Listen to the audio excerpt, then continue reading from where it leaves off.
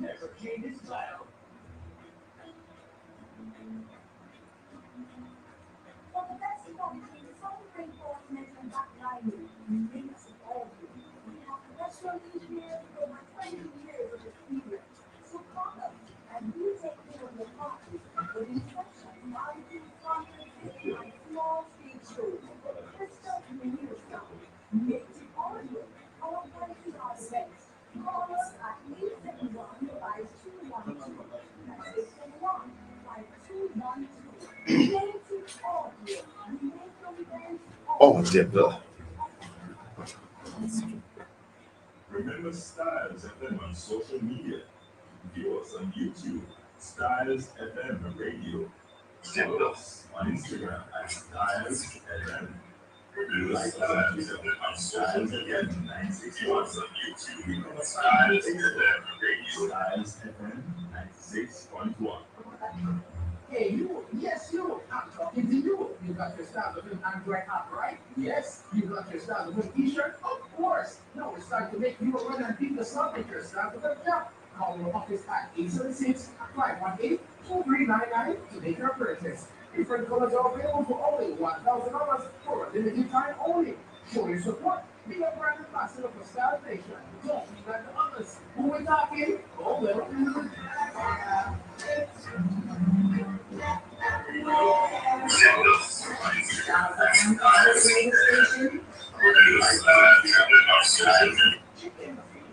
I've increased my food lifestyle in the last year. To me, talk to me. This and every Tuesday evening from 8 p.m. on to 10 p.m. on Styles FM 96.1, 96.5, 96.7, all on your FM band. Shout out to Fame, Colin, Colin, talk to it live on Styles FM. Call it on 804-7072. WhatsApp 804-7072. Let's make this a night to remember.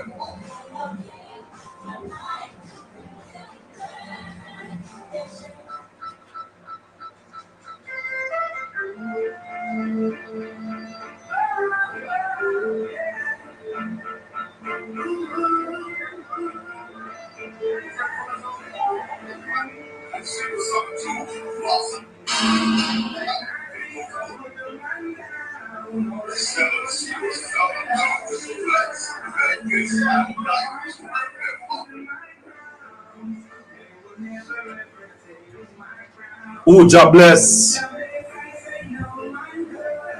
Things get better.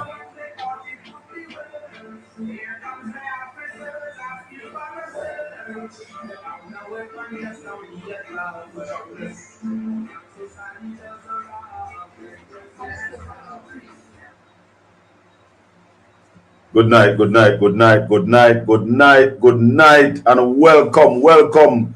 Blessed is the man that walketh not in the counsel of the ungodly, nor standeth in the ways of sinners, nor sitteth in the seat of the scornful. But his delight is in the law of the Lord, and in his law do we meditate day and night. For we shall be like trees planted by the rivers of water, and we will bring it forth our fruit in our season. Our leaves shall not wither, and whatsoever we do shall prosper. The ungodly are not so. They are like a trough which the wind driveth away. And we're not going no further with the ungodly. God then upon their own. Yeah, man. We have to give thanks and praise to the Lord Jesus Christ. Welcome, welcome to Styles FM 96.1, 96.5, 96.7. Those are all on your FM band. From St. Thomas to Portland to St. Mary to St. Anne, Kingston and St. Andrew, parts of St. Catherine. Yeah, man, blasting across the FM signal, the FM frequency. That's where we are. We're also on Portland Spice TV, on YouTube. We are on Facebook, Colin Anthony at Facebook, East Portland PNP at Facebook. Share the channel, them, like up the video. Yeah, man, and call some friends, tell them that Styles we are on. And yeah, it is our second night. Jacko, good night, good evening to the Styles family. Big up yourself, my brother. One love. Everything coming through Chris and clear. I realize that. Listeners, tonight, we didn't have a guest last week, and we said, hey, Marlene. Marlene out of, which one again? What the place name again? Where there again? I'm not Georgia. You there? Georgia? No, sir, not Georgia. Oh, God. I remember that bad place, the American name, you know. Yeah, man. But this week, we're going to be having our first guest. We're going to, it's back to school. Chicago. Thank you. Chicago, the place name. It's back to school. So we're going to be talking to the principal of Port Antonio High School, Mr. Basil Graham. He's the principal of Port Antonio High School. We're just going to be finding out what position the school is in. Are they ready for September 2nd? We had reached out to some more high schools. Some of them not able to come on tonight. They will come on next week because still next week we're still in the back to school mode. And, for me, education is priority. Priority. Education. And I remember, I think it was sometime last year or earlier this year, I was on a program, Rebel Radio. I was on Rebel Radio. And I was a guest with a former JTA president. And I was laying out some things that I think that we could do to keep our teachers here. I believe that we have enough lands in Jamaica that when a teacher leave training, leave college, the teacher should get some land. The teachers must get duty concession to buy the motor car. And they must get priority for loans at NHT. I also believe that a teacher, child or children should get free education up to tertiary level once the teacher is still in the system. You don't need no rocket scientists.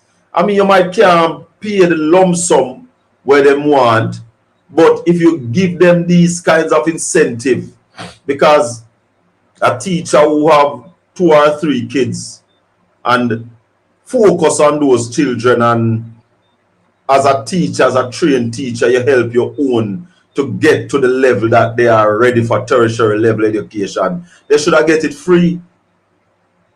Free. Because they are still in the system. And once they are still in the system, I mean, you take care of your own. But I am now convinced that there are some people who prefer to keep Jamaican dunce. Yeah, that them can draw a hole over them face easy. Because when people can't reason and people lack basic understanding, you can tell them a whole heap of crap. Herbert, big up yourself, Auntie Lane, welcome. Welcome. Shelly, and welcome. Thanks for joining. Yeah, man. Share the thing with some other people, man. Styles FM with you.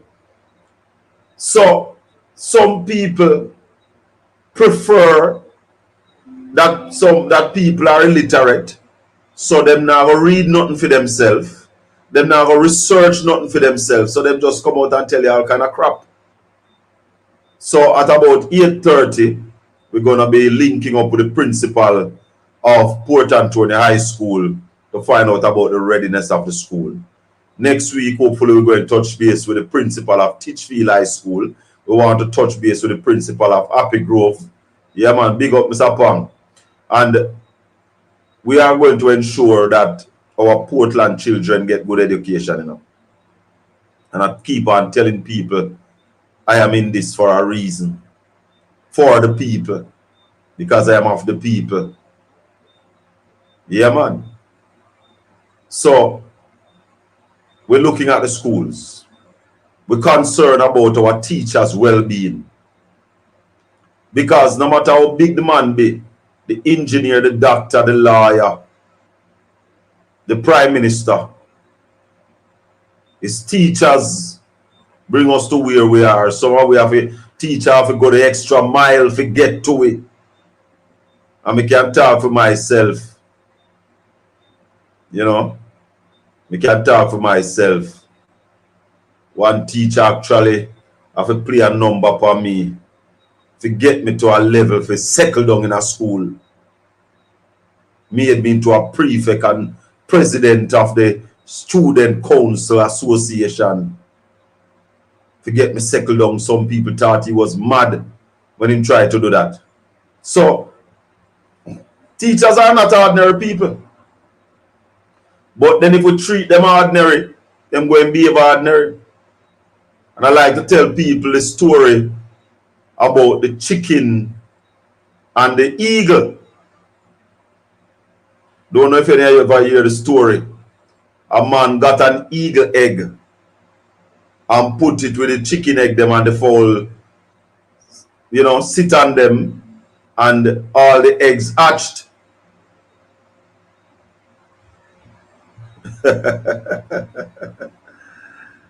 All right. Big up. Yes, we are back on Styles FM. Yeah, man. So the eggs hatch. And when the eggs hatch, all of the chicken them a walk around. But this chicken ya look different. But the chicken them a tell him say my chicken.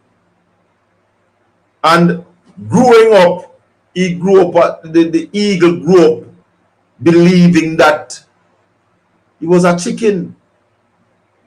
But all of the chicken them a look at him and I say him look different. Him not look like them. But because they constantly tell him that he's a chicken and human beings start calling him chicken, he start believing him as a chicken and start act like a chicken. One day he looked up and he saw an eagle flying. And he looked upon the eagle and he admired the eagle and he must say, but me look like that. But because everybody tell him say my chicken, he never soar to the heights of the eagle. So if we start treat with teachers them like them are ordinary people and we don't treat them like them special, they must stop act special. But teachers are special. There are some things in life that are calling, you know. Teaching is a calling. Nursing is a calling. Police is a calling. But we have some people just going at them still, we never call. Them never get no call, them just go.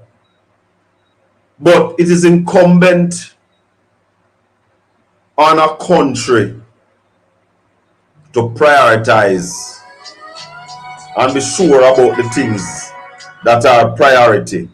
And therefore, if you don't do that, you are going to miss the boat and carry your people them down the wrong road. You understand what I say?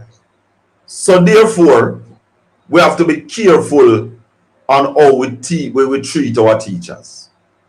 And we see the teachers them are leaving at droves, brother. And a lot of who are here now start plan to leave too. And then we are planning to import teachers. What is that going to do to our culture? And you see, nobody now pay attention, you know. Nobody now pay attention. Because you have some people, I remember, oh God, what's her name again? Trevor Crook's daughter. Alicia. Is Alicia she name? But my brethren from on a Central, Trevor Crook's daughter. And you have a next young lady, Samantha Hardy. Those two teachers, you could have seen the passion that they have for drama, teaching children about Jamaica's culture. And those teachers were allowed to leave Jamaica without anybody trying to coerce them to stay. Or anybody offering them anything special to stay. And I think it's a major loss for us when we lose some of them kind of teacher there. But nobody not paying attention. Ms. Watson, good morning. How you do? The number to call is 804-7072.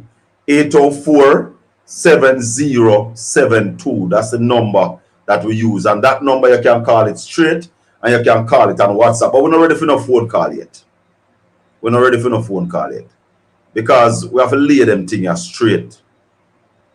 We have to lay these things straight. That people can understand. Because that's what this program is about. You know, the Colin Bell Show, it is about educating people through a level of entertainment to elevate them, take it to a next level. And I think I said it last week that I believe that, like in America, when you go to America and you go to the airport and you have board a flight, military people are given priority to board. And I think we can do that in Jamaica. Give our teachers priority. Yeah, man. You say if you're a teacher, pastor, present, you can board at your leisure anytime with an ID. But I don't even know if teachers have ID. Teachers have a teacher's ID. Anybody know? Somebody help me. If teachers in Jamaica have an ID that says teacher, I'm not sure, but I think they should. I think they should. So let's start looking at the incentive to keep our teachers here. They have a registration number. Oh, but it's not an ID. Them should have an ID like police have an ID and soldier have an ID, and I think nurse them have license, you know. But I think they're trying to give teachers license now. But they should have an ID. An ID is important. But any serious government, serious about growing this nation and people living their best life, have to look serious on education. And we don't have to look far, you know, we just look over Cuba, you know, and see how serious those people are about educating their population, you know, and what can happen when your population is educated. And again, we keep on saying that the long-term solution to Jamaica's crime problem is education. That's a long-term solution. Education. If you educate the people, and I heard Dr. Gale saying the other day that where it is now is that 25% of males in Jamaica are illiterate. 25%, a quarter of our male population are illiterate. And the ladies are in single figures. Because what I'm getting from him is that the female literacy is about 90%, maybe 92% of our females are literate. And only 75% of our males. Hence, that 25% of our males are fertile ground for gangs. And we have to take up this thing here. Serious. Serious. Because when we make so many people available for gangs, and I hear them talking about we had 300 odd gang and cut down to 150. Man, I don't go, I don't believe, you know. I do not believe it. I'm not just throwing numbers out there. But hold on. How many of you remember Tuesday night? Last Tuesday night, at about this time, when I took on the Cherry Tree massacre and said that the government should call the state of emergency. How many of you realize that on Wednesday morning last week, a state of emergency was called? Remember Tuesday night I said it, I said, Mr. Prime Minister, send down the army tonight and call the state of emergency a morning. Well, good evening to the Prime Minister of Jamaica, or his surrogates, who listen to us here on Styles FM. Because we know somebody that listen to me when we used to be here before, you know. On a Saturday morning. I remember Fat Man said to me, we had a conversation of a soldier mix one day. And Fat Man said to me, say, boy, I don't understand, you know, Shaka, because it look like a year or something sometime And you know, say so something go up, man, come out, contact them and go on like you're a prophet. I mean, I say, brother, most of the time I just talk some things because me a Jesus Christ loudspeaker. So I don't really plan certain things. When we sit down on the mic, you know, we ask the Almighty for inspiration, for wisdom, knowledge, and understanding, and that He speaks through me. You know? So some of the things that will come out sometime, we don't take no credit for them. The credit goes to the Lord Jesus Christ, because my journey is powered by the blood of Jesus Christ. Yeah, man, and my hope is rest on Jesus Christ and righteousness, nothing else. You understand? No other God, one God alone. And that's why I make certain when we talk about God, we make certain call the name Jesus Christ, because there are other gods. They are other gods. But God say you know if you have no other God but Him, one God for you. Yeah? So we have to understand what it is we are on about, what it is that we are aiming to achieve. So tonight we're talking about education and its importance to our people. It is the gateway to walk out of poverty. Not no highfalutin promise by no politician without vision. Education, understanding oneself. And Saturday we celebrate the birth of Jamaica's first national hero, Marcus Mosiah Garvey. And Marcus Garvey say a people who don't know them culture and don't know where them a come from is like a tree without root. Any little wind blow you over, brother.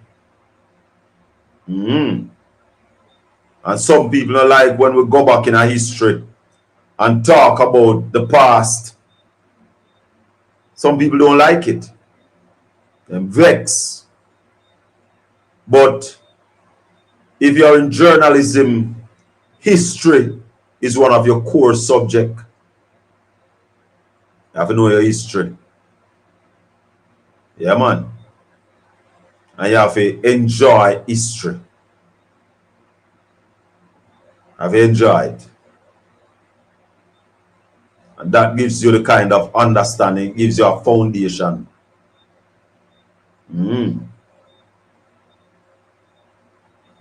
Bardell say good night. Big up on yourself, my Berrydale peeps. Big up on yourself, Bellevue. Yeah, man. Reach community. Big up on yourself. And let me just heal up the people over Eastern St. Thomas. I've been getting some calls from over there. Some people I said them here, send me them back on the radio. I said, yeah, man. Getting a lot of calls from Eastern St. Thomas.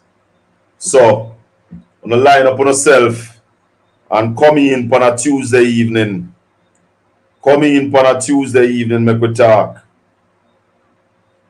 Okay, I'm going to see some message. Sandra out of New York. Good night, Colin. Welcome back on the radio. Miss you. And there's a Sandra out of Needham Pen. Camille out of New York. Happy to be back in your space, my peeps. Teaching and speaking truth, because you know that our mantra here is truth. And my mother always tell me that truth is an offense. So we also understand Alton Bell. Where you come from, Mr. Bell? Every Bella family, you know. Truth is an offense. And we know and we understand that when you talk the truth, people don't like you. There's a lady who claims that she hate me, dog rotten. And I tell you why that lady hate me. We're in a WhatsApp group together. And she cussed some bad word in the group. And I was the only person to reprimand her and tell her that you can't be in a group with big people and cuss up your whole heap of bad word. And from that, the woman hate me like pies. For the truth. Just tell her the truth. And sometimes I wonder if I love she love me because you can't when you I would want to think because there's nobody on the face of the earth for me yet. When me maybe me yet somebody me not remember. But me not remember anybody right now when me could have said me hate that person. Me not say. All the same lady where hate me like her. There are some things about her me like.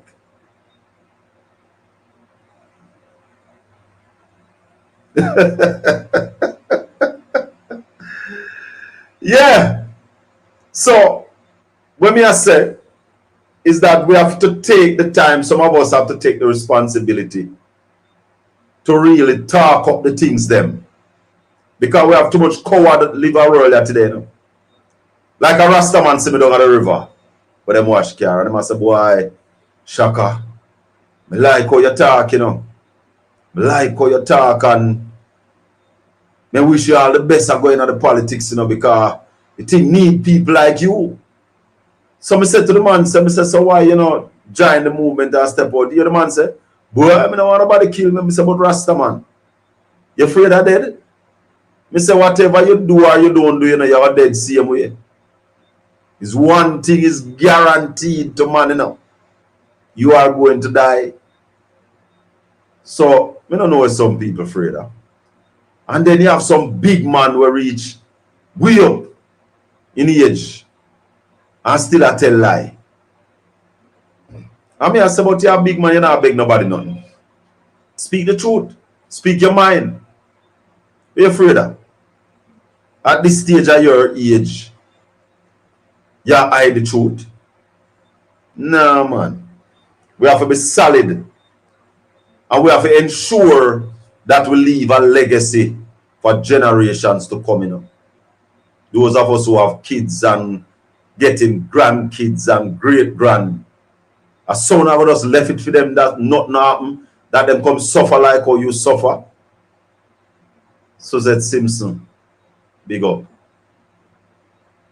You have to make them come suffer like how you suffer. Well, let me tell you this. Me no want none of my youth them come suffer like how me suffer. Me no want none of them come struggle like how me struggle. Me no want none of my friend them youth or my sister and brother them youth or any of the youth them around the place when know that I was here or that I am here. Me want ensure say me pave the way for them. You understand? That at least them say, yo, that man they do some good work. Because when you pass and gone, then you must live on. You must leave a legacy. And that's why we're talking about create wealth and building empire. Building empire. That means if you never born rich, richness must come from you. Big up yourself, Auntie Vivian. You're listening to Styles FM, the People Station. 96.1, 96.5, 96.7. www.stylzfm.com. We are on Portland Spice TV. We're up on Facebook all over the place. It's 8:30. We could take the break and then we're forward with much more right here on the Colin Bell Show. Talk to me live. Soon come.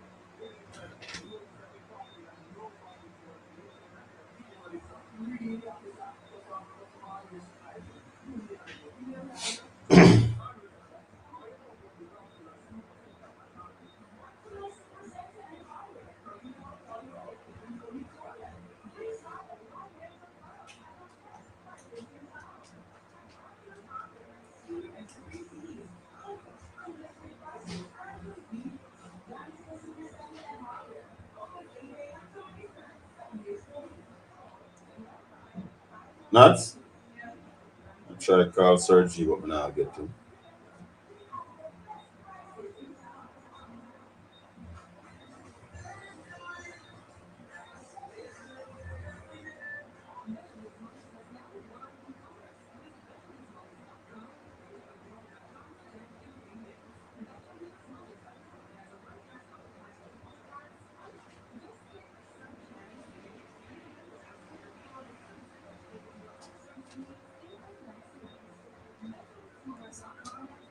Sir G.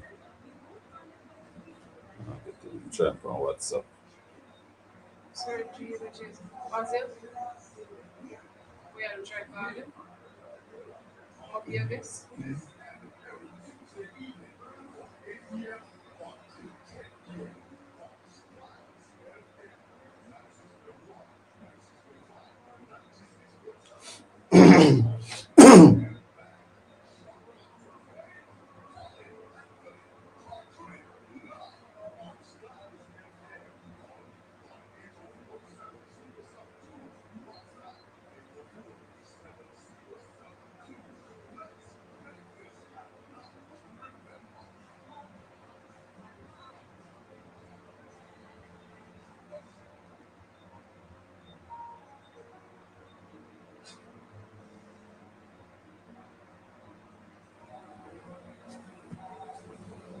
For go and try for me. So you get it on WhatsApp. Yes. So, join into the phone. Yeah, try to keep calling coming out. Wake up, everybody. No more sleeping in bed. Harold Melvin and the Blue Notes. Yeah, the man go straight himself. Wake up, all you teachers. Yeah, man. Time to teach. Osborne Palmer. Big up yourself. George Melville. Welcome.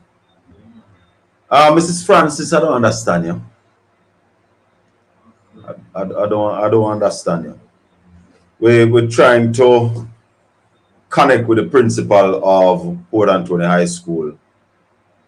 Not getting him on the line right now. We're going to keep trying until we get him because we just want to hear about the readiness of our schools in Port Antonio. And, we can check on the schools them right across the Eastern Belt, St. Thomas, Portland, St. Mary, St. Anne. But we wanted to start with our hometown tonight to hear about the readiness. One of the schools that I want to touch base with is Happy Grove. I mean, the road, remember, year before last, coming into last year when the roads were in a terrible condition and the students were getting home late at night. It was a sad story up there for our Happy Grove children. But we have to start looking out for our children better as well. The transportation system is one of my concerns as it relates to our children here in Portland. You have children coming from Buff Bay Valley going to Happy Grove to school. And those children, they are taking 3 different vehicles, a little bit worse off than people coming from the Rio Grande Valley. They take 2 different transportation to go to Happy Grove. So when you leave in a place like Cornwall Barracks, you take a bus or a taxi from Cornwall Barracks, come to Port Antonio, and then you take a next taxi or a bus from Port Antonio to Happy Grove, and the reverse is true in the evening. And the kind of funds that our parents have to be plucking out to send those children to school. Trying to remember, between some of them are spending between $600 and $800 a day for bus fare, and I believe that is an unfair situation for our rural children. When we as taxpayers, and I don't have nothing against the children in Kingston, but we as taxpayers are subsidizing the children in the corporate area to go to school, and they're paying 50 cents and $1, so $200, $50, sorry, and $100. So $200 take them to and from school, when our children down here are paying between $600 and $800. And if you don't mind sharp, some of them might be doing $1,000 a day for bus fare. And we have to look at that as well. We have to look at how they get to and from school. Parking in a taxi like a sardine tin. I remember while I was on Styles in my previous stint, we used to talk about 30 children in our bus that's supposed to hold 15. 30 of them sitting on each other. The lap-up situation, we used to talk about it. Will that still exist in 2024-2025 school year? And we say we want to prioritize education. Still trying to touch base with our principal, Sir Basil Graham, and if anybody they were in there and make him know, so we are trying to reach him where the arrangement. So I don't know what happened that we're not getting through to him. All right, so we have Mr. Graham on the phone. Hold the line for me, Sir G. Let me just put you through the live line. Hold the line for me. We have Mr. Graham on the phone. So it's 876-804-7072. Let's do this. Because tonight, and we want to say good evening to Denise out of New Jersey, you know. My big sister. Hold on there, sissy. All right. Sir G, good evening. Good evening, sir. How you doing, man? I'm not with a feeling, but willing. You're still alive. Yes, ma'am. We have to give thanks for that. Surely. Some people say that teachers get the summer off, but I know a little bit better than that. How was the preparation going for your school? Well, we are, I believe, on target for the project we are undertook. Still late in the day, but we're getting there. We'll be okay, I believe. So everything is ready for the 2nd of September for Port Anthony High. We'll be there, but we're trying to get there. Everything. So what are the challenges you are having so far? Well, we have serious staffing problems. Serious what? Staffing problems. We are short on some of the critical areas. No, man, say it clear. You're short at teachers. Right. Let's. We have 2 language teachers, a math teacher, 2 science teachers right now. So you need 2 language teachers, a science teacher, 2 science teachers. 2 science teachers, and math. Yeah. 2. 1 math. 1 math. So we're using this media as well to throw it out to the public at large. If you know any language teacher, science teacher, math teacher, there are openings at Port Anthony, and these are permanent openings, sir. They can be permanent. Yeah. Well. And for how long you have had this shortage? Is it just at the end of the last school year going into this one, or you came to the end of the last school year with that shortage? We came there with Harvard. Oh, and then you had the next half. Yeah. Now, how much of that is due to migration, and how much to retirement? The shortage we have is due to migration. Straight migration. Yeah. We were talking earlier, Mr. Graham, about some of the things that we could do to retain our teachers. And I've been listening to the JTA conference down there in Trelawney. And that is one of the main topic of discussion, teacher retention. Do you think that we can do more to retain these teachers? Is it possible? Or they are just leaving whatever come? Yeah. The system is, as a cause, I believe. It is not that we can be automatically fix. Seriously, there's a shortage in terms of how people produce see their remuneration. And that's a primary factor. Mm-hmm. And then the other conditions of service that others improve would go to other people, Yeah. Well, retention of teacher may be above both of us pay grade. Right. But let's look at your plant in general. How many students you have? You're still a shift school. Let's make that clear. How many students you have on roll now? Registration, I count before the school year was 1685. 1685 across both shifts. Yeah. And divided evenly, that's what? 800 on each shift. We have 300 after shift. Okay. And that's the lower part of your school, and that's not shift. Right. In terms of your student, Mr. Graham, as far as where your students are coming from, how far? We cover the parish literally.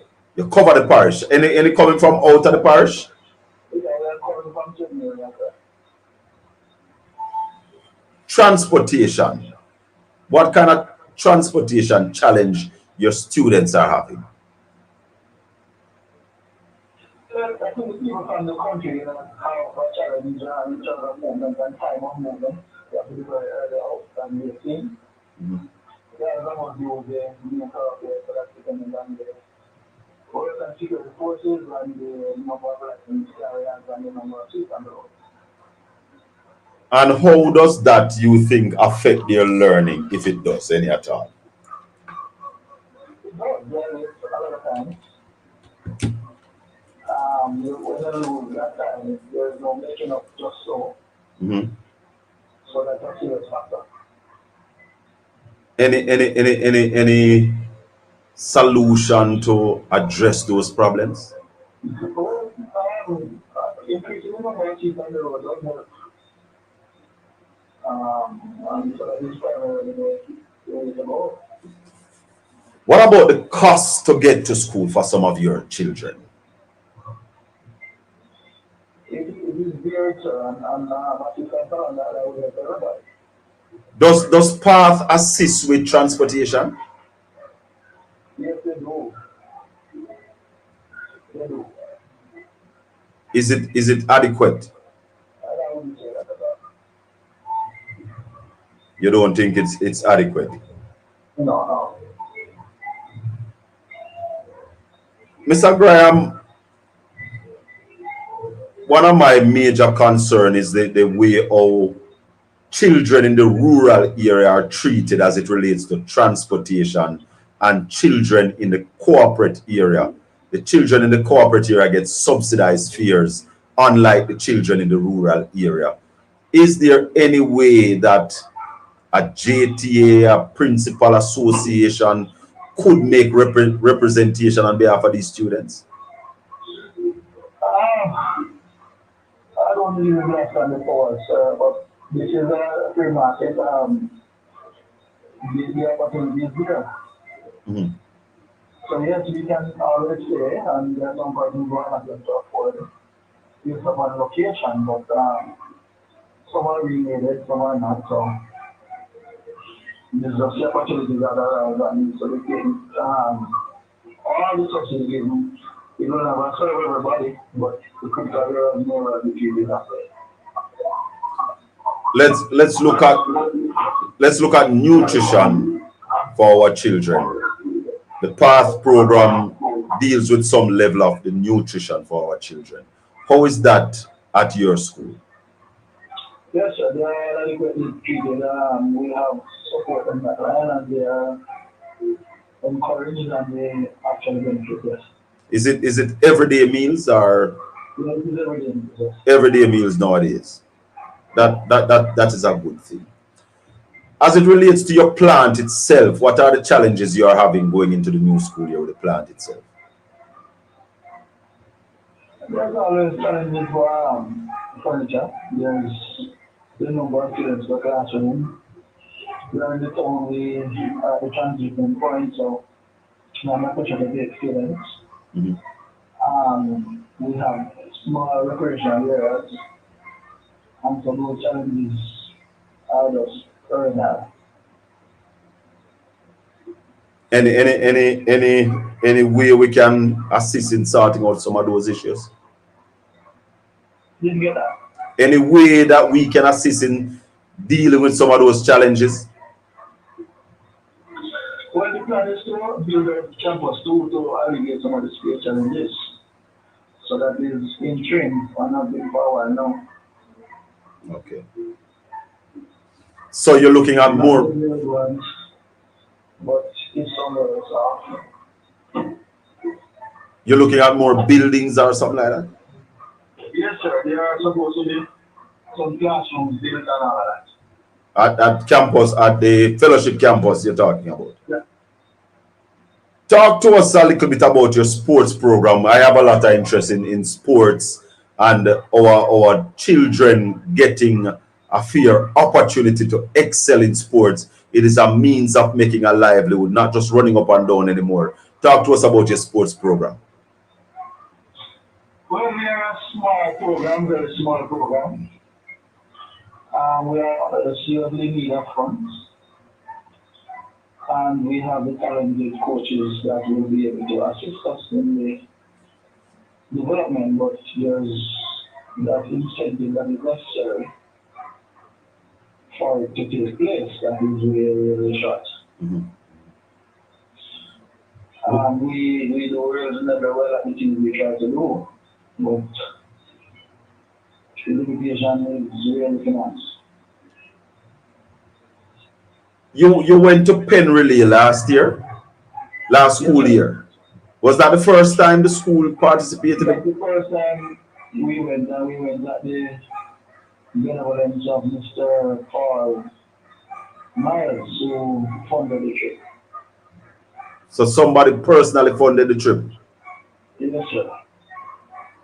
Well, we must say thanks to Mr. Miles. Well done. Yes, What sir. are your prospects of going back next year? It's a matter of qualification. I think we can go.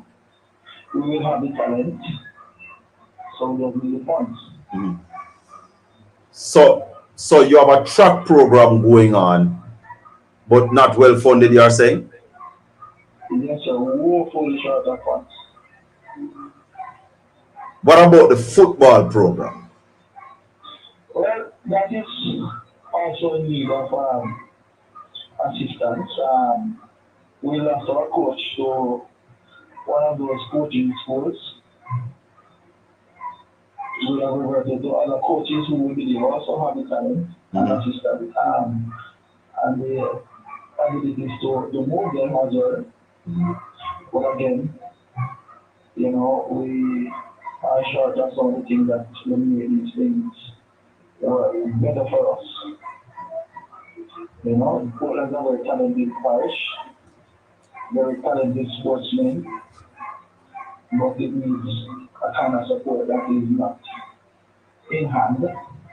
And so the school tries to build its goodwill, taking part in the things that we were successful at doing. Mhm. And so we are here.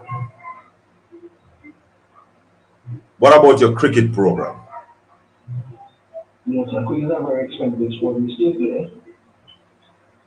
Again, we have the coaches. There's not much interest now in the parish as such with cricket. Mhm. I suppose the TV sports are taken away the interest, but we do play. So we hear all of these programs, but they are lacking in funding. What about your past students association? Are they assisting? Do you have an active alumni? In the past, we've been going to boys and girls camps. The past student association has been helping us with the for the camp. It's to the tune of $300,000. That's one thing for the week.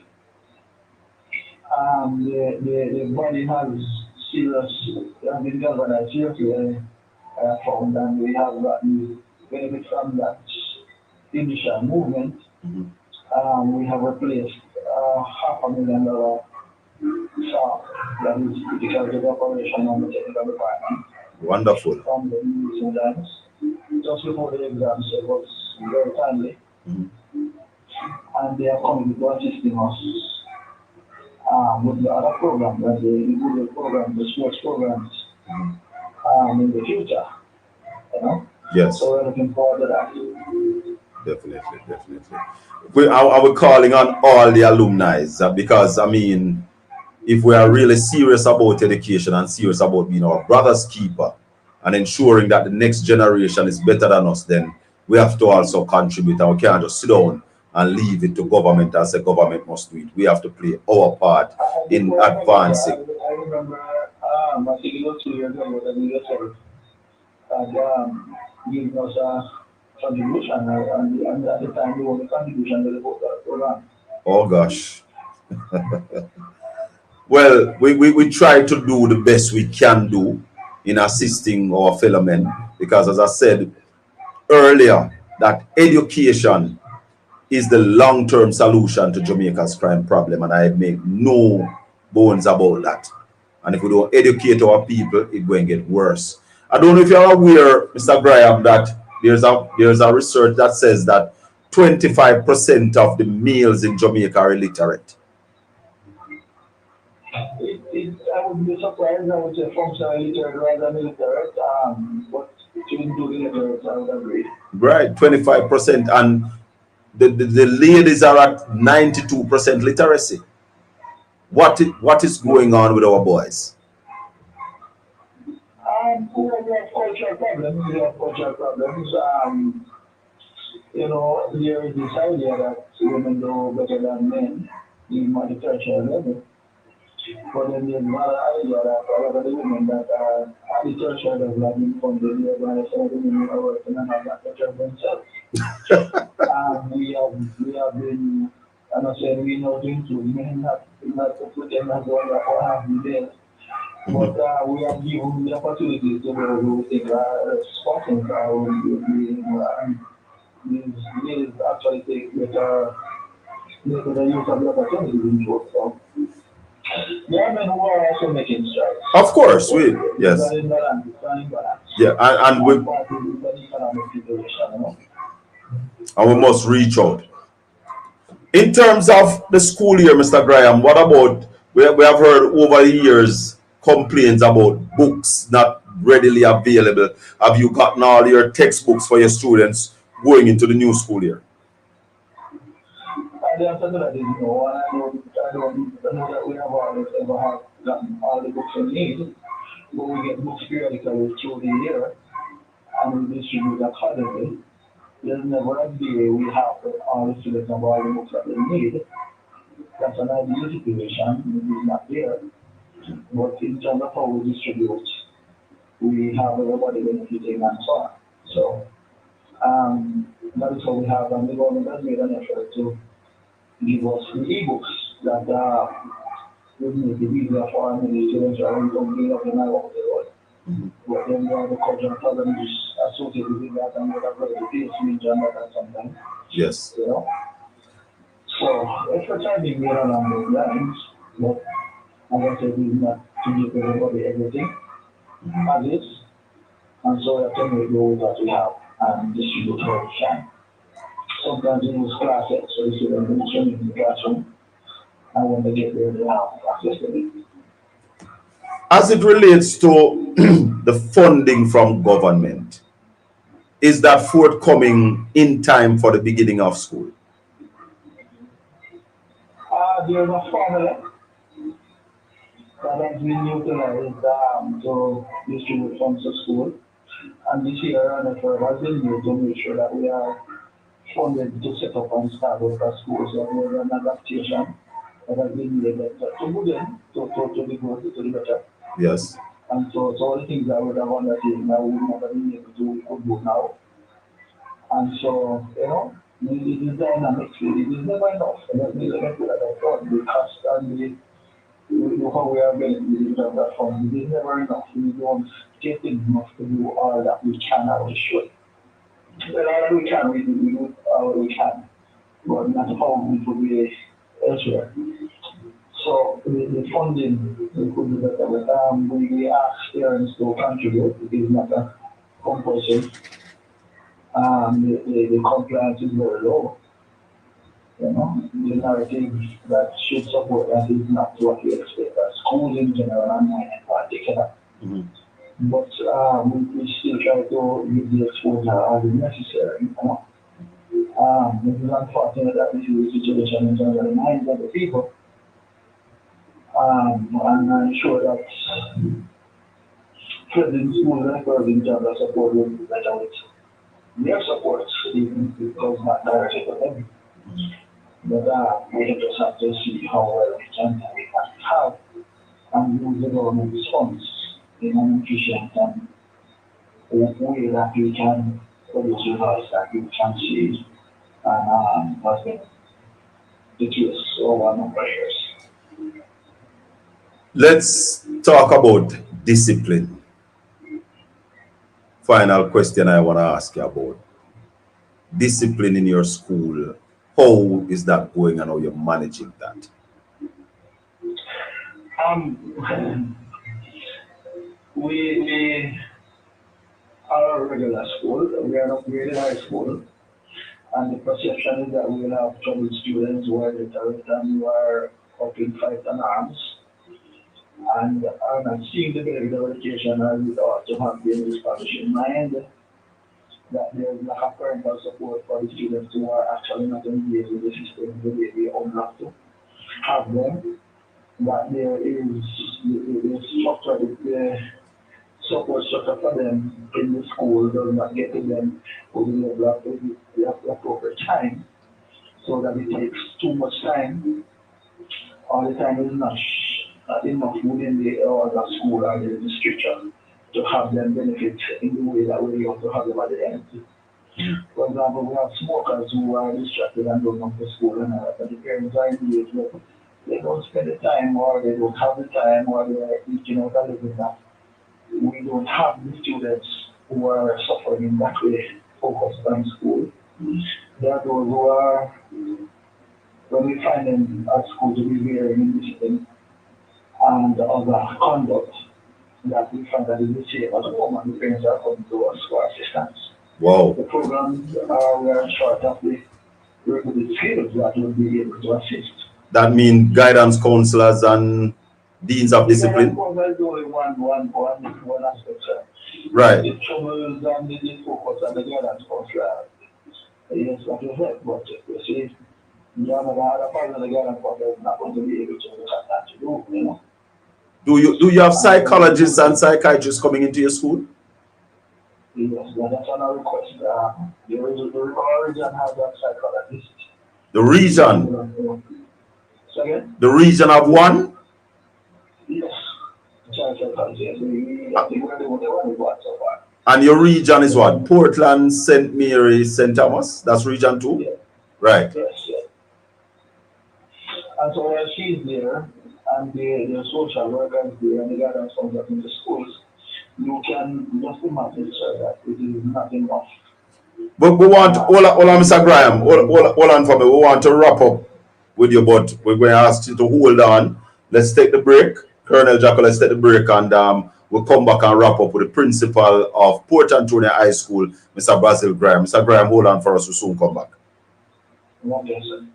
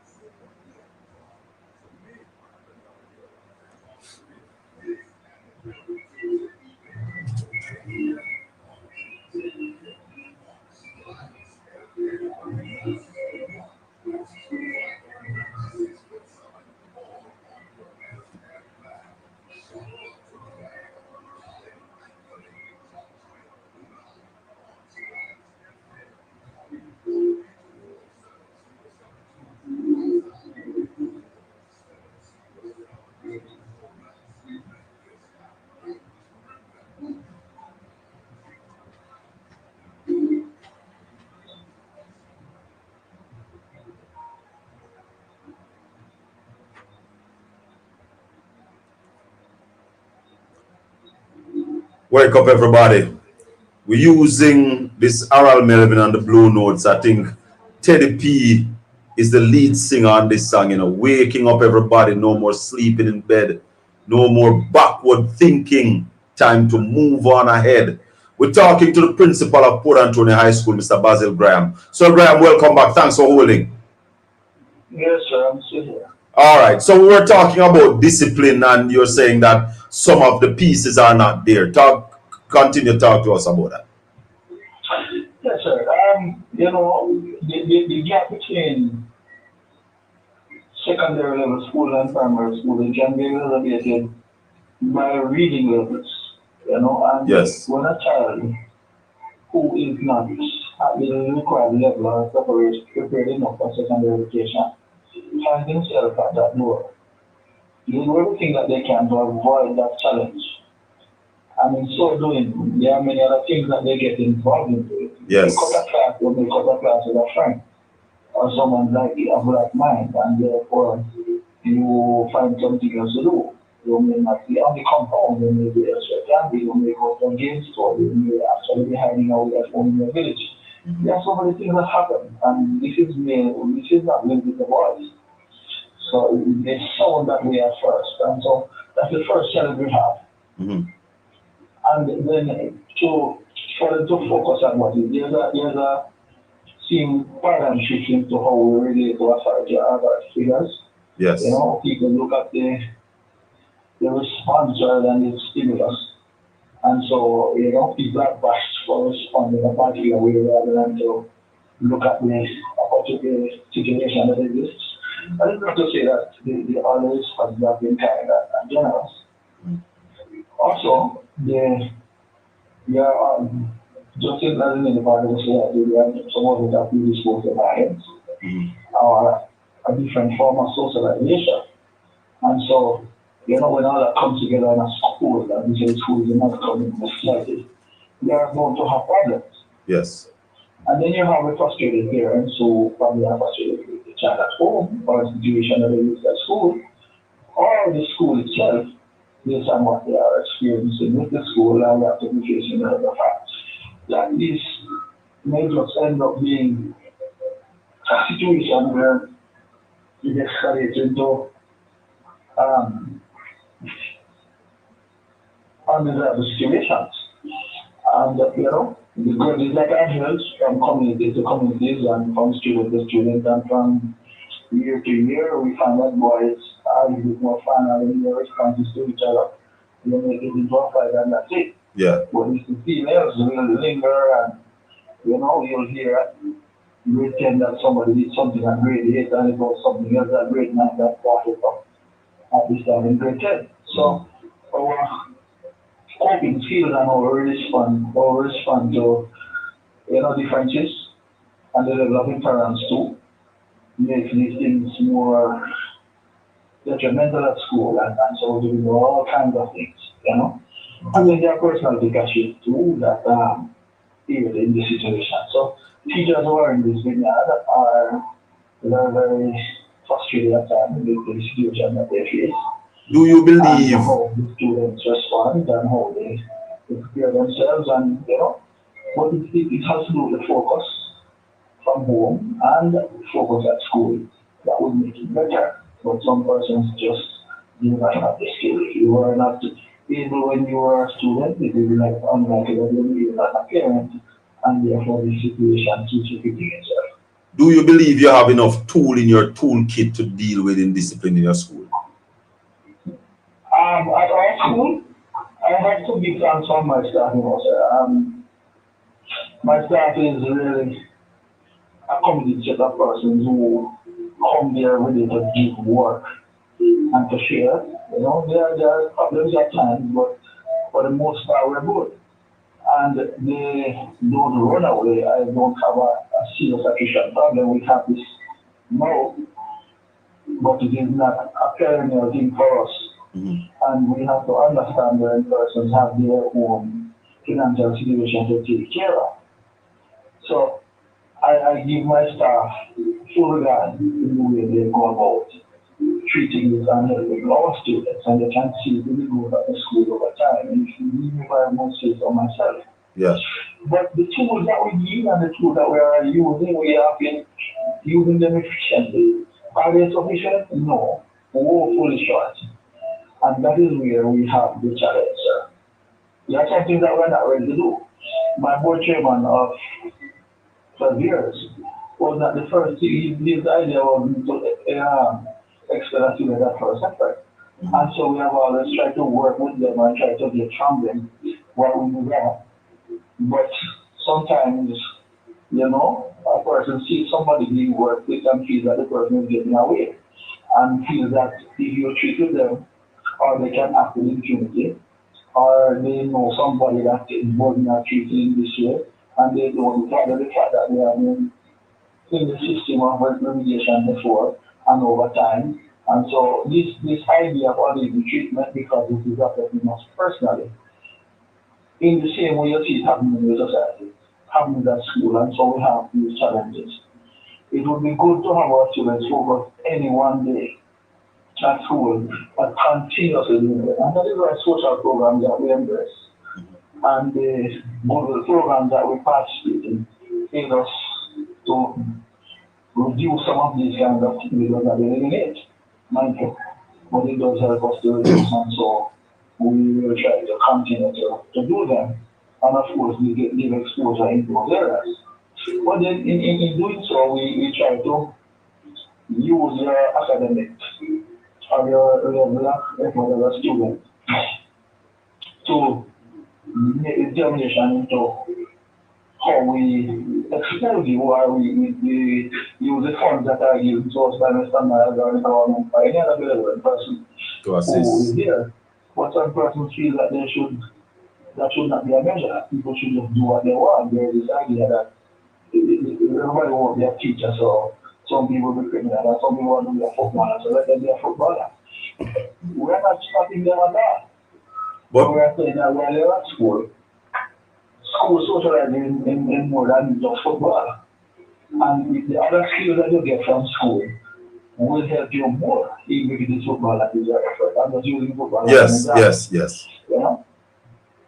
So we have a challenge all around, but we are thinking that we are equal to the task and we have been trying to be so far. This is my final question to you, and then I'll give you a chance to add anything else that you want to add. But if there's one thing that you could get for your school tonight, if you ask for it and you could get it, what would that one thing be? So I would say money. Money. The school always wants money. Yes, sir. As I say, you know, Mr. Well, the school, the staff that we have recruited, the staff that is serving, I have full confidence in them. Mhm. This staff is not the staff of high turnover. People retire here. People start here, this is the only place they work, and they retire here. Yes. And so I have no doubt, and we have seen the results over time. I was just musing after a letter that I saw that was in 1995, where a guidance counselor was complaining to the administration about the fact that there were a few classes that were not being supervised or being delivered by a language teacher. Mhm.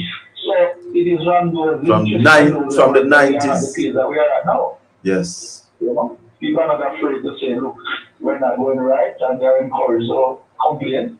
It is taken on board, it is legit, and so we get somewhere going. There are people who volunteer. We don't have the strength of the alumni that many schools have. But so it is the teachers who come with the same students that we still complain about many times, who sleep on the desks and the chairs, who prepare them beyond their contact time, who stay with them overnight to ensure their security and to give them exposure in the other areas that we can come and talk about. If you walk into my compound, I was walking around once when we had a GSAT, well, a pet meeting for the pet parents. Mhm. And a young man came up to me, I was wearing walking shorts, and he asked me, sir, you work here? And I said, yes. And his next question was, sir, are you at the school level at trophies? Oh, yeah. And I said, yes. But he didn't see them. What had happened is that we had removed the cabinet that we had outside Mm-hmm. for cleaning. And it was that time that he came, so I took him and I showed the cabinet to him and told him that that is full. Yeah. And then I took him on the inside and showed him the walls that we have inside and the windows. Mm-hmm. Where the horizon was quite clean. So I'm sure that he was reassured seeing that. Yes. And he wanted to contribute to it. He don't know the measures of it, he will look for performance, you know? Yes. And so everybody does their own part. And therefore the teachers, for the school to be doing as well as the teachers are also doing their own part. Yes. And I'm telling you that they are doing this without compensation. So I lift my hat to them. I lift my hat to them, and I know the students will tell you that they appreciate it. But like everywhere else, we have our own challenges, we have disciplinary problems, we have lack of resources, and so on. So I am not in a place to complain too much. Right. Beyond what is normal, and we heard what money would travel with our abundance. Seriously, not about abundance. And for those people who don't know, Port Anthony High School is my alma mater. I went there when it was Port Anthony Secondary School. Mr. Graham, as we wrap up, anything finally you want to add? Yes, sir. Well, I'm happy that our school is being seen in this way. People are supporting. I would appeal to those of us that are stakeholders to be valuing more support. And I would actually need more support. My PTAs are over 100, sir. Yes. So it is not that people are avoiding the school. I would love the support also in financial terms. And we will be able to better expose our students in other areas. The gentleman came today and he promised me that he was going to look to see whether or not we could get a musical instrument. I was telling him that we had gone to the JCDC, music finals, and we were there with a band. All the band was 3 instruments. We ended up with the final in a school from Western Jamaica. Oh, yeah? I wanted to do the school where the school had 10 pieces. And you had 3? Yeah. And we had 3. You're going to get a band. Both of the finals. You're going to get a band. The volume music that you get from 10 instruments, no matter how well you play 3, it's going to be a challenge. One is going to be fat and one is going to be mager. Yes, sir. And I'm sure we will all love to commend the people who do a little work you give them much. Yes. So, yes, sir. I would love to ask the parents to pay more attention. I want to said to them at the beginning that we would love to spend our time with the children at primary school because we want them to get to a school that gives them the best life chance. And we must have failed to recognize that. That is why people select certain schools. Yes. Even if it's just for their history. The fact is that it is the perception that that is where your life chance will get better. But in as much as we all can't go to those schools, you now need to spend more time in these next 5 years primarily with the students that go to every school, and especially mine, so that they can understand that life is not them opportunities are not equal, but if you are equal to the task, you are not lesser. I I remember two occasions that there were sitting mentioned that there were three students across Jamaica with 9 subjects and 9 grade 1. The one of them was from Port Antonio High School. I Mhm. remember that there was a child that did 14 subjects all at once and passed it. That child was from Port Antonio High School. So we are not short of that effort. Yes. And somebody will say that's one, but then there was one from the other school as well. And we're not measuring like that, you Mhm. know. So we try to develop the person, the individual, and know that they are there. They need to support the school, whichever school the child is. Yes. Because whatever is short needs to be overhauled before they leave, or we're going to have the problem. All of us. I would shout out to all Port Antonio High School students and other stakeholders, and I wish us a safe year and a productive year, and that we participate fully in as much as we want to support. Mr. Graham, I want to say thanks for coming on this evening and thanks for your service and thanks to all the teachers at Port Antonio High School. And I don't want any other teacher get jealous. It's just that we're talking to the principal of Port Antonio High School tonight, and also Port Antonio High School is my alma mater. So you know my connection there. So it's still my school.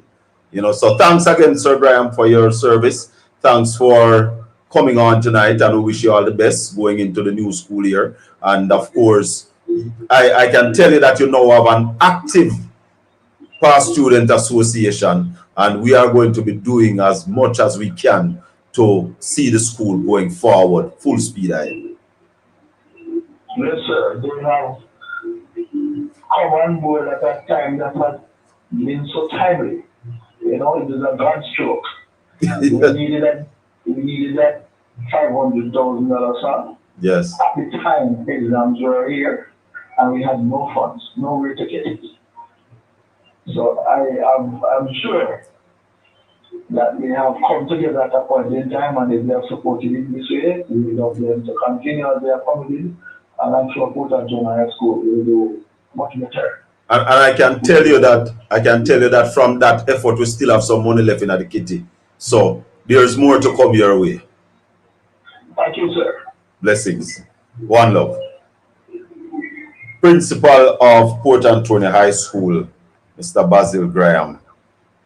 They do have everything that they would want for the new school year, but they are ready. They don't have all the teachers. They need 2 language teacher, 2 science teacher, and a math teacher going into the new school year. And I am sure that they are not the only school that needs teachers at this time. And therefore, if anybody out there, what I should ask him if he's willing to take some retired teacher, how that work, if we can get some retired teacher back into the school teaching some of those subjects, because there is a massive teacher shortage around the world. It's not just in Jamaica. And that's why we said earlier that we are imploring the government to do more to retain our teachers, give them land, give them duty concession for motor vehicle, give their children free education up to the tertiary level. And I believe strongly that those three, we'll see a lot of them staying here, because I can tell you from experience that those who are migrating, if they migrate with a child that has already finished high school in Jamaica, it's difficult and expensive to get them into college, especially in America. So we have to start looking seriously at our education system. And I see a ugly picture in the Observer. I think it was today's Observer. A ugly picture. A picture with the Minister of Education and Royal Reed. And I saw somebody commented underneath it. Show me a company, I tell you who you are.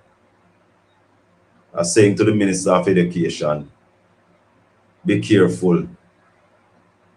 Old time people, or is a Jamaican proverb that says birds of a feather flock together. Minister, be careful. Be careful. We're opening the phone lines if you want to give us a call. 804-7072. That's the number we're working with on the show. 804-7072. Yeah, man. Yes, we're back on the radio. We're still getting those. We're still getting those. Yeah, man, but we decided that tonight education was what we're going to touch on. And telling you from now that we are expecting to have the Titchfield principal next week, Tuesday night, for an half an hour as well. And we want to have the Happy Grove principal, the Buff Bay. We want to have all the principals. Yeah, man. Blessings. Good night, sir. Welcome to the show. Yes, thank you. I'm not sure I understand what you mean by an ugly picture with the Minister of Education and rural region. And what does that mean, birds of a feather flock together? Because personally, I have her at high regard in terms of integrity. And that's why I'm telling her to be careful. Because old people used to say, show me your company, I tell you who you are. And then the Jamaican proverbs says birds of a feather flock together. So I'm saying to her, be careful who you hang out with, who you par with. Okay. Because I too have her in very high regards and expecting great things from her. The other thing now, you mentioned some concessions or sweeteners. Yes. For our educators. Yes. There's two of them that I don't hold some agree with you from the list that you said, and I know you're probably that was just made a summary list. I don't know your man that thinks very far and wide. Yes, that is really a summary list for two. But which two you don't agree with? I agree with Lan. Okay. So you don't agree with free education for teachers' children? Not at tertiary level. But that is the most expensive part. That is the part where the teachers have the challenge. What I believe in that regard is not free. Concession, but not free. Educating is expensive. Yes. Yes. So it will cost other taxpayers to facilitate such a 100% concession. Yes, I hear you. So the notion is correct, but not the magnitude. I think we could probably look at even within their salary then, just as so you would have what call it, pension. There's some kind of saving, compulsory saving towards their portion of their child's education. So the rest that would go to their payments. So by that time they would basically seem to be paying nothing because they would have already contributed to their compulsory to their child's education. Think about maybe an individual teacher or whatever, an educator. Because when we talk about teacher, we think only of those who teach, but what about other educators? Talk to me. Having 5 kids and all 5 going to college free. But you see the thing is, Carla, if that teacher migrates and leave those Yes. children in Jamaica, that Yes. teacher will be able to pay for their college tuition. If the teacher remains in if the teacher remains in Jamaica and don't get that kind of sweet, that teacher can't school those kids. I agree. So I'm if saying they are that going to do the sacrifice to stay here, then you have to give them something. is it a sacrifice or is it a career option? No, but you can have the same career path in another country Because and earning much more. here's the thing. While I said I'm supporting the notion, but we also have to be careful of how much we give to one step of civil servant versus another.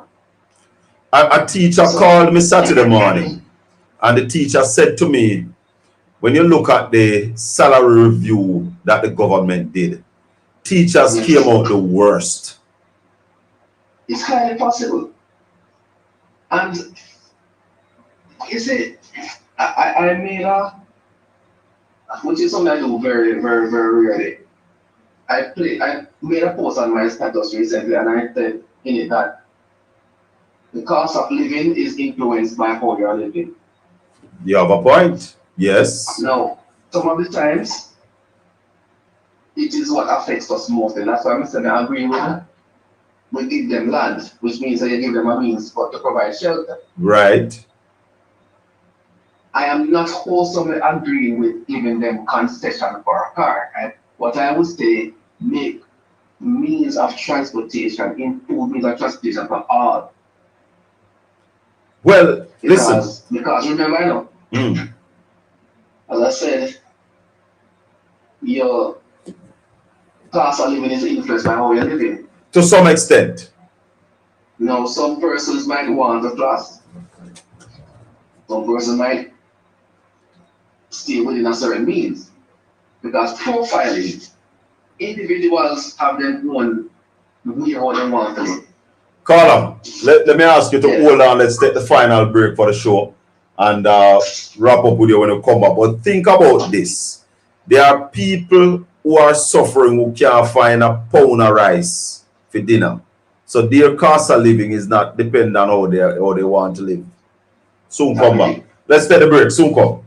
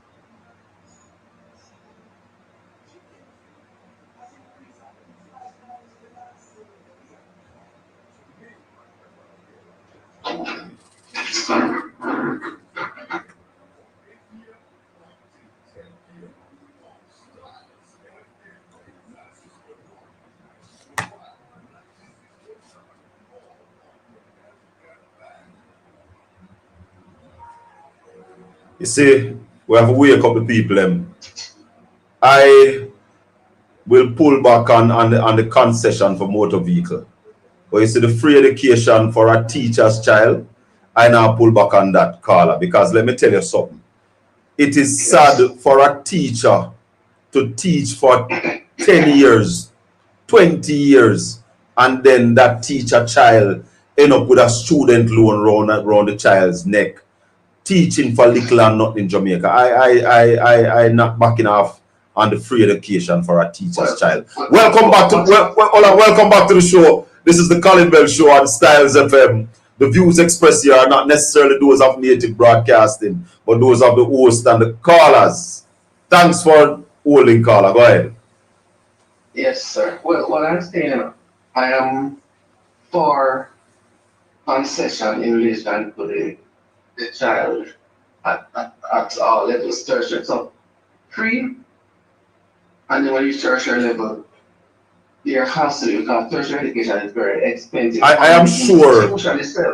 No. I am sure teachers will tell you, we will pay for the primary and the high school, give you the tertiary, because that is where the challenge is. Remember, it is something to be thought of as against, as I said, 100%. Because there are certain, and in certain study areas, there are certain costs to be borne by the institution itself. So remember, you have, well, you have the cost for ancillary, you have maintenance, you have other costs. So anyway, let's not debate on that. So you have a limit of money, you might have other callers. Yes, definitely. And we have some people on, hold on. We have some people online. One person is saying the government could match the savings for teachers, for a teacher's child. So whatever the teacher is saving, the government match it.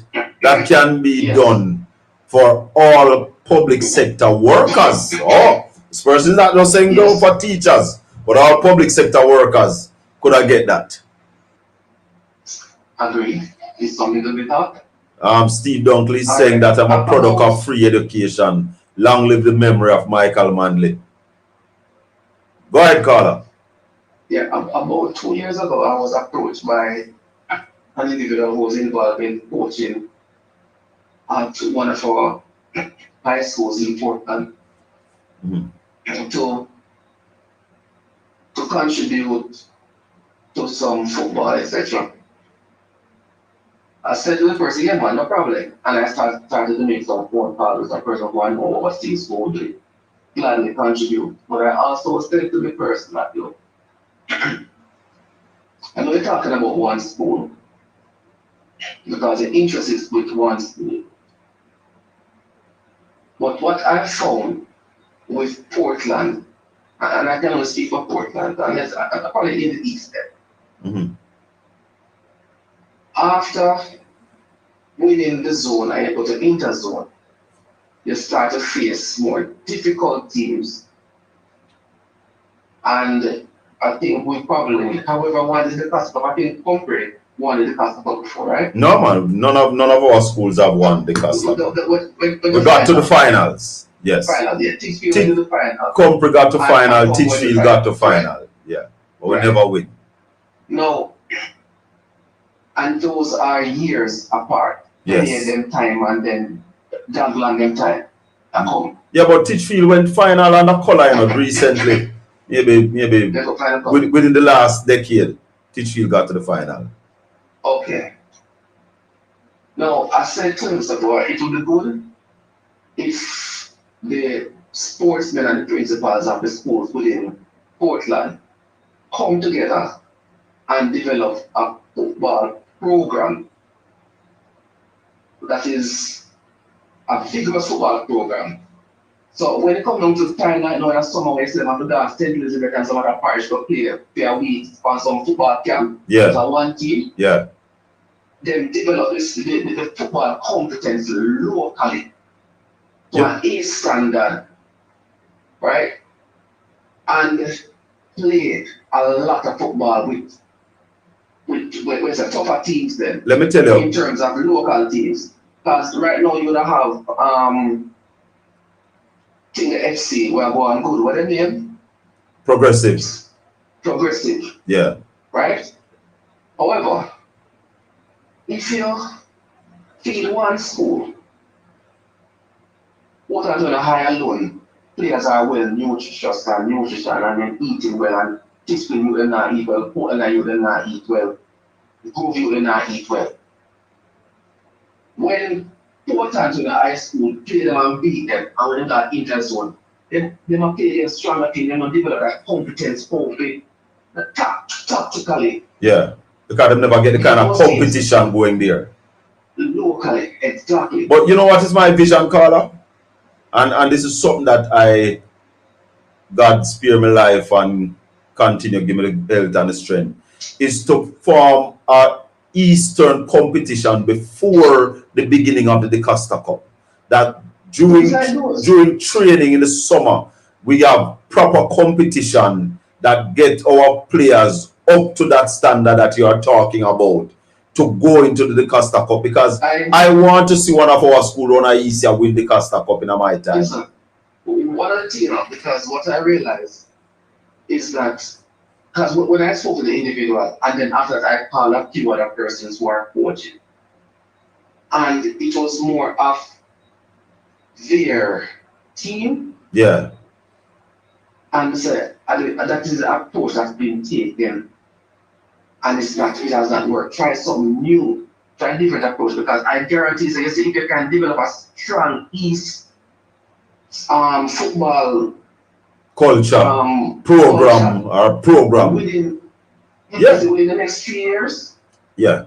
With their final and within 5 years, we'll probably win it 2 times. That's what we have to do. I totally agree with that. That we have to work together to get there. Blessings, Scholar.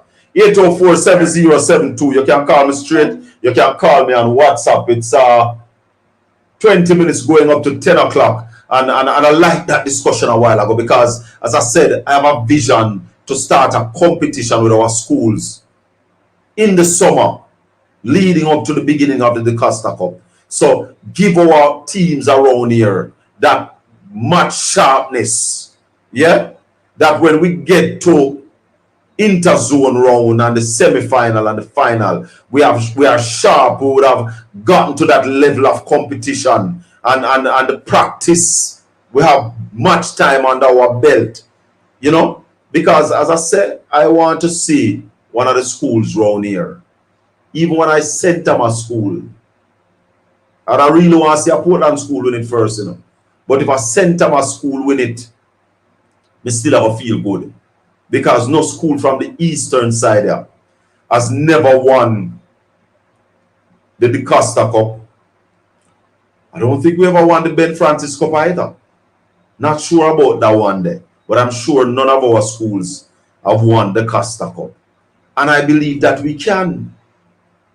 We have seen teams coming out of this side. I mean, that Port Antonio High School team with Douglas and Booker and Shane and them youth there was a good team, you know. And then Color had a team with Titchfield. I mean, I never follow football when Foley them that play and them things, but I know the history. But Color had a team there that went to the final as well. Good team with football from over Norwich, man, Hardy and security son there. Hardy name too. Yeah. Dever, Argill, them you when them you they did that play. Or you them you goalkeeper, you the Billy and them you the when we used to carry the match them live, we used to not live, but we used to go out, record the match them and carry them on Satcom. And I think that also gave them a boost. One of the problem, you know, in a Jamaica right now, even with cricket, you heard the principal say cricket is not so popular again. It is because of the lack of radio broadcasting of cricket, and cricket being on television. And when we are youth, a cricket alone used to be on television, you know. And them time the cricket did big. So we have slackened up in terms of the glamour around cricket, and football and basketball has taken that away. But if we bring back the glamour to cricket, I believe that we have the talent here. You know, what about a sports psychologist getting involved with our teams around here? And we don't have one in Jamaica, but one of the few sports psychologists in Jamaica is my very good friend. And I've said it to her already. You're going to need to come over here, come have a few sessions with my team, then the Titchfield and the Happy Grove and the Port Anthony High. You have to go come have a little session with them, prep them up, give them that talk to get them up to that level. Because my thing is about Portland, you know. I tell them every day, you know. That is what my thing is about. Seeing Portland rise. Because right now we're flat. We need to rise. We need the assistant for our schools. And I want to congratulate Chodo and the entire Past Student Association of the Port Anthony High School. Right now we have an active team of about close to 400 people. Yeah, man. Good night and welcome to Styles FM. Mr. Bell. Wagwan Mystical. Blessings, man. Welcome to the show. How are you, man? Me there, you know. Me there I try to get used to this night thing, you know, Mystical. I'm not a night man, you know. But yeah, man, myself, no. Not a night man at all. But I tried. Yeah, and then with them they are so hot, brethren, they eat them at daytime and normal. Listen to me, no man. Listen to me, you know, I don't know, you know. I don't know. It's all like our light bills, you know. Yeah. Will escalate. Yes. Will escalate. Yes. But I want to make a point on this GPS debacle here. Yes. Now, look at my insertion here. I would like for the politicians to back off. Yeah? All politicians, yeah, to back off the JPS right now. Yeah? Talk to me. There is the OUR, which is duly, yeah, constitutionally, legally, yeah, empaneled to deal with these issues from a legal point of view, yeah. All the politicians are arguing is Mr. Score points, yeah? Yeah. Everybody I think want to walk off for JPS now, yeah? But I have a different opinion, but let me listen to you first. Yeah. Yeah, man. Back off. It's absolute distraction and detraction. You know, there's so many things right now, yeah? Swirling. Yeah, in the environment which needs full attention. Yeah, talk to me. And it is quite keen for politics to create this this thunderstorm and to ride on the wave of discontent. So I want them to just load JPS. I'm not supporting JPS. I'm just making a point. Yeah, yeah. You know that I got my bill sometime yesterday or today, right? And when I check it, yeah, my bill will over in the region of about 12 or 14, yeah, in that region, depending, yeah. Yeah. My bill this month is 26,000. Talk to right. Me. A friend from Kingston. I want you to listen carefully. A friend from Kingston called me and asked me, you know, what's my bill? I never looked at it until she called me and told me that her escalated, or escalation was in the region of about 8,000. So wow, that's massive, you know. And I've been listening to a lot of complaints, yeah. Yeah. But I'm thinking deeply now because I'm not jolted easily, yeah. Yeah. So when I reflected. Say, remember JPS had said that they are giving us until the 15th of August, so they would not pressure the pipe. They would give us until the 15th of that's the bill that would have been due in July. Okay. Yeah, yeah, they would have given us until August. So when I'm juggling my mind now, I'm saying, okay, so my cycle is about the 26th, 28th of June. From that time, I wouldn't have paid on time. I would have paid in July, right? And remember, the storm came in early. Storm was what, the 3rd of July? The storm was about early, I think the early week of July. I think it was the 3rd. Let me just check. All right. 3rd or 4th, somewhere. So all of that would have derailed, yeah? 3rd. The regular commitment to the GPS, yeah? Because everybody was taken up in trying to, get ahead with their lives and try to recover from the effects of the storm in whatever small or large way, no light and so forth and so on. So we'll have capitalized on the 15th of August. Okay, so we have until the 15th hour, not bearing in mind that we never paid no bill in July. No, but that not go for me, That not go for me, party.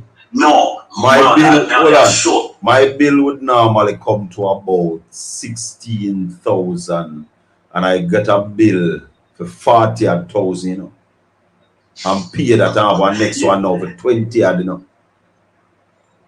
Well, that's your experience, I'm trying to rationalize my experience because I thought I paid the bill. Yeah, but I've been seeing that and the bill show that I have a deficit. So, so I'm thinking that, I never paid the July bill. I'm not questioning that right now because they would have moved from the parishes, your ability to query your bill easily, Yeah, yes. Remember, they would have made service difficult for you, yeah? No, man, hold on. I have a bill now. We're due the 30th August for $32,000. Call it $32,500. So $70,000 you have to fork out to pay. Me pay 40 already.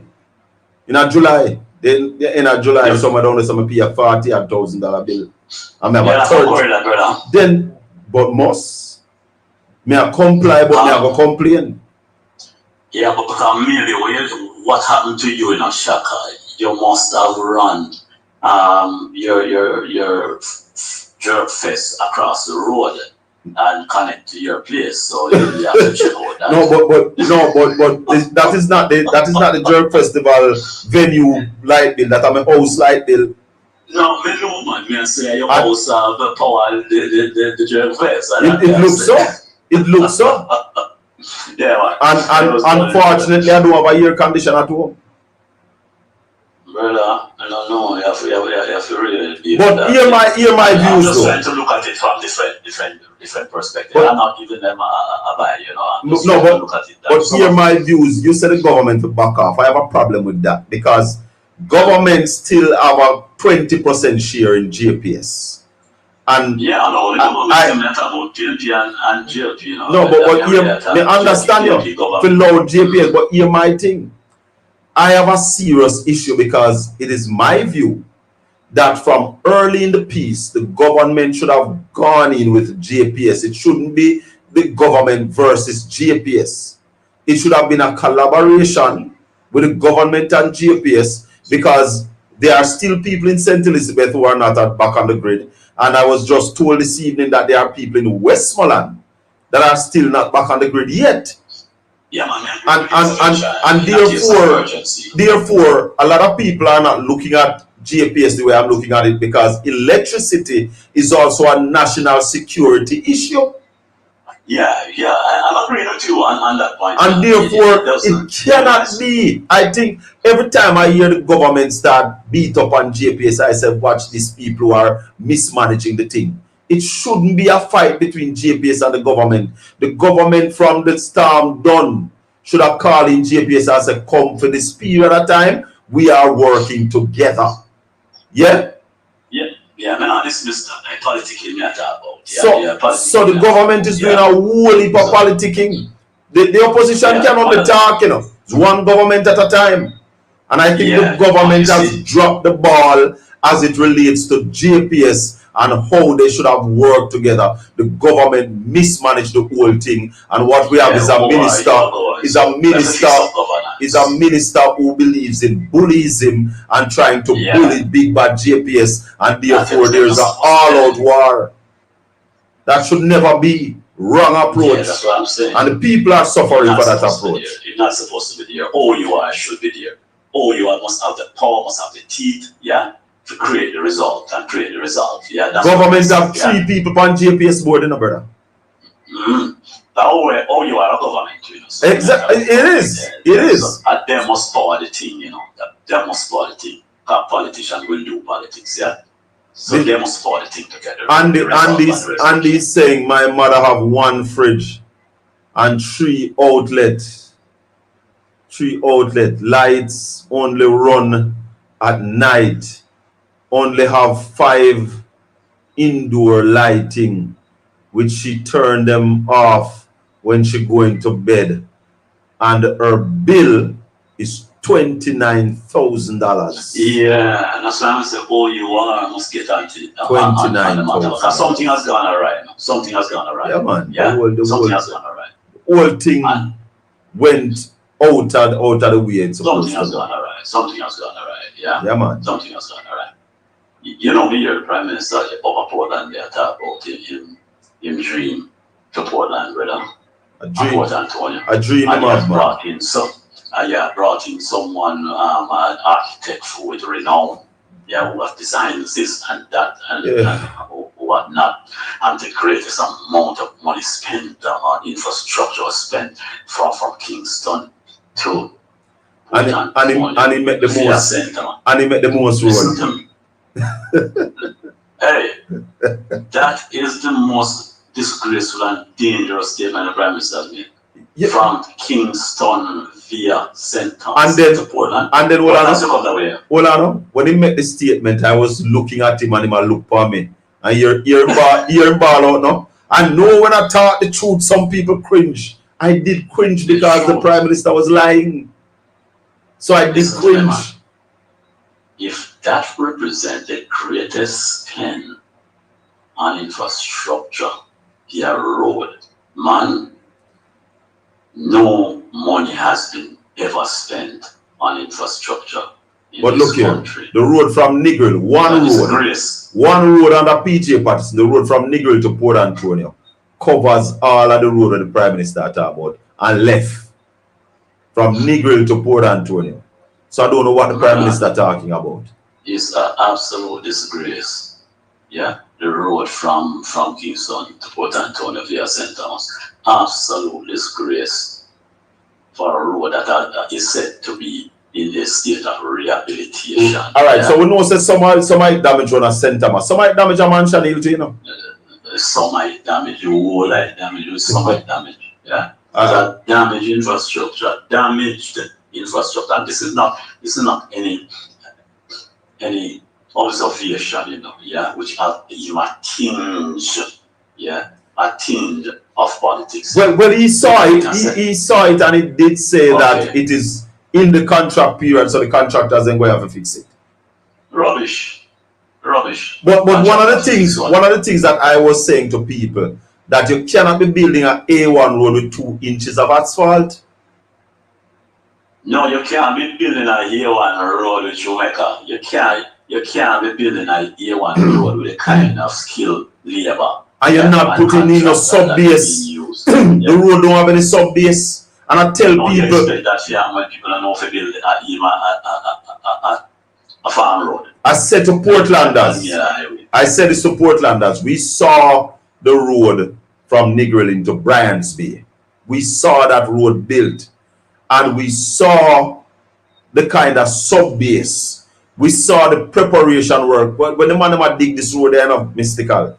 Then dig it like about 6 feet deep, take out all of the old mud and muck out of it, and fill it up back with shingle, It's 6 inches of asphalt upon the road between Port Antonio and Negril, 6 inches. One morning, Stephen Shaw tried to tell me that it's not 6 inches. So when Jody asked him, so how much it is, it's about 5.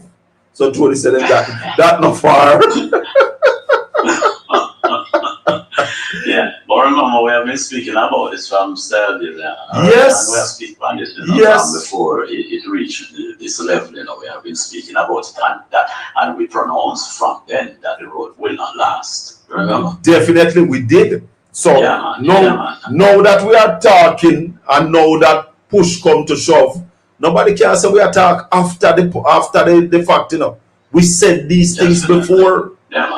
We spoke about the 2 inches of asphalt going on a A1 road.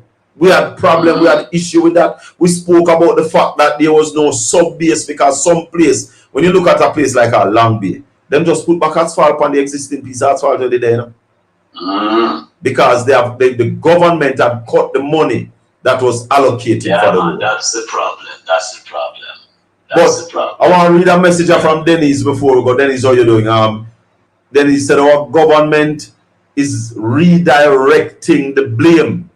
It is easier to find a scapegoat than to find solution. Yeah, man. That's what they're doing. But my brethren, thanks for the call. Respect. Yeah, man. Respect. Want to thank all the people for listening. I remember this is a paid program, the Colin Bell Show. And if you want to contribute to it. Sorry, we have a GoFundMe out there, so you can donate $10, $20 to the cause. And the whole mission is about rescuing East Portland and developing Portland for our people, that our children can live a better life than us. Thanks again for being a part of the show. Thanks to the people who call in. Thanks to our guests, the principal of Port Anthony High School, Mr. Basil Graham. And of course, as I said, next week, we're going to be talking more back to school right here on the Colin Bell Show. And remember, we discuss any topic you want to discuss. Sex, religion, sports, politics, current event, economics, you name it. We discuss it right here on the Colin Bell Show. This and every Tuesday night, right here on Styles FM, the People Station. Father Jacob, thank you very much. It's been a pleasure, my brother. See you next week. And of course, for those of you on Portland Spice TV, we come again live Saturday morning, right here, when we discuss more issues. Jamaica is our place. One love. May the good Lord continue to bless and keep you. Make his face shine upon you and be gracious unto you. The Lord lift up his light and give you his peace, now and forevermore. One love.